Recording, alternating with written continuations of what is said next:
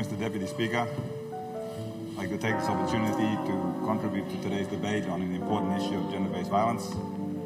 I would also like to acknowledge the personal testimony by our good Minister for Provincial and Government Affairs. He made an important point on this issue. We've been giving speeches talking about people outside being perpetrators, but there are many perpetrators in this House, have been in this House, and will be in this House for years to come. That issue we seem to be forgetting. And he is the first Member of Parliament on record to actually share his own experience when he was a young man and the regret he had in a domestic altercation with his own late wife. I'd also like to acknowledge the testimony shared by the Governor for Jiwaka on the same issues that concerned his own family member, grandson being a perpetrator. I'd also like to acknowledge the comments made by the member for Wabag and his efforts in dealing with gender-based violence. This issue is a very complex issue. There is no solution, there is no one law will solve this issue. Actually, we have sufficient law to deal with gender-based violence and many crimes in our country. New laws is not the issue. While new laws can improve addressing this issue, right now there is sufficient laws to take appropriate action. The problem is we don't have enforcement. That's the problem. We don't have sufficient officers that are being supported to address this issue. And having previously had the opportunity to serve as a reserve member of the PNG Constabulary in 1990s with then the current Deputy Prime Minister and I think the member for Fisheries, Minister for Fisheries, I had the opportunity firsthand to see how complex this issue, gender-based violence, where you sign on duty, go before the police station, and then you have members of the public coming to file their complaint. Many women, victims of their gender-based violence, where the perpetrators are their own husband. And I've seen firsthand where officers say, something will marry, people was threatened past them. When you've been trained to say, even though something will marry, there's a crime. You register the crime and you follow the process of the law. Regardless you married or you tambu or you where. The law applies to everybody. So there were many times that I was questioning even my fellow officers, why do you mean arrest him? And some of them shared their experience, which is something that can't be ignored. They said, "Me plus arrest him, time lock up court, maybe long him less log him evidence. Me plus hard work sit down, write him over the statement, prepare a file, go to court, no got witness, him less log, kalabus him man long him because him talk man long him go kalabus, then usat by look out him. Him yet walk, he don't have a fortnight." So they withdraw the charges. And this is an issue many members in blue or our officers face. And it's a problem. There's no simple solution, you carry law, come, you administrative. These are issues that many ordinary Papua New Guineans do not understand.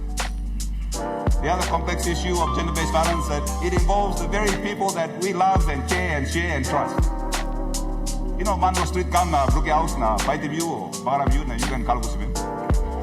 The very people that raised us, the very people that care for us, the very people that you got married to, had kids with, it involves them, family. You know, I'm a simple issue. There is not clear, some criminal broke in your house, and I'm like Kalabusman, or fighting me, and I'm like Kalabusman, or raping me, and I'm like Kalabusman. This is a complex problem that needs complex solutions. But the fact remains, it is getting worse. I recall in the last parliament, I gave a similar speech. We're back here giving the same speech. The only difference is, it's gotten worse. That's the difference. And it'll continue to get worse. If we can't even hold ourselves accountable in this parliament on this issue, then how do we expect to hold other people accountable? So yes, this issue concerns even our own members of parliament. Some have taken the correct and appropriate decision to even stand down on this issue and defend themselves in a court of law. as the law states, we are innocent until proven guilty. And we have others where our Prime Minister has to stand them down. But later, after a few weeks and months, somehow they go back to the same position again. So why are we telling the people, when we come here and say we have to show leadership, when we are not showing leadership? Leadership starts here. No one is innocent of sin. None of us are innocent of sin. The question is, what do you do after you commit the sin? You talk me wrong, me mari, we go to court, me accept me wrong. Or you duck and weave. We talk about passing Christian bill. I mean, really? I mean, it sounds good. But where's the practice of our Christian values and principles? Easy to pass a law. So, we're going to be back next year. We want to talk about the same issue. Because we don't have a plan. We're not holding ourselves accountable to start with. We're not holding our colleagues accountable to start with. We're not holding our constituents or family members accountable to start with. So we're just here to give lip service. Speeches that mean nothing. We have a deteriorating police department that didn't just turn up yesterday. So I understand the minister faces challenges. Even when I went in there a short time to see firsthand, it was very difficult to find good officers. And even if you did, they said, well, we never had good sergeants, we never had good commissioners. This is how we inherited the force. So what do you expect us to do? So hope from today's discussion and debate and testimony shared by our fellow members and ministers that we don't come back next year and present another report and give another prepared speech, that we actually have a proper debate and a plan. The government is in charge. Opposition, we're not in charge. We can't come and say, here's the plan, you're in charge, so you are responsible. And our job is to hold you responsible. When you do the right things, we acknowledge you. When you do the wrong things, we hold you accountable. So can we bring a plan on how to address the issue of gender-based violence? The laws are there. There's sufficient law even right now. The question now is, what greater, more resources are we going to give those involved in the area of gender-based violence? What offices are we going to build? What vehicles are we going to supply? What manpower? Training on mediation.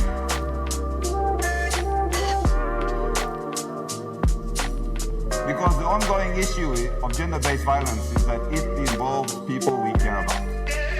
And sometimes they are not in a position to hold themselves accountable. And then they're going to need mediation. Gender-based violence is a crime that has been repeated over years and years and years. You know, it started with abuse, it started with ill feeling, then verbal abuse, then threats of verbal abuse, and then violence, and then sexual violence. That took years for them to get to that stage in their life. These are built-up habits that have been repeated, conditioned, and entrenched. So even you lock someone up tomorrow, he comes out, and we'll go back to the same passing.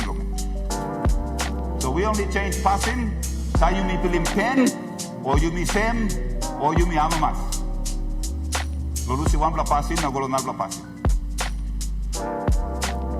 These are issues that deal with psychological behavior, human behavior, and it's going to take professionals in this space, and it takes the initiative for us in this parliament to start talking about what needs to happen. What is the plan? Where are the experts? Do they have a plan? We had experts to come up with a cure for COVID. We paid them 10 million. I didn't see any cure. Can we get 10 million to get some experts in to address the issue of gender-based violence? I mean, there's far more greater victims in that space. So thank you, Mr. Deputy Speaker, the opportunity to speak on this important issue. And I hope my fellow colleagues in the government and the Prime Minister take note. If you are serious and you say to the media, take leadership, well, you have one leadership to take. We have a case. The person is innocent until proven guilty. So let's demonstrate that we are serious. Let them go clear their name. Don't talk about fighting gender-based violence when the elephant in the room is looking at you. Thank you, and I am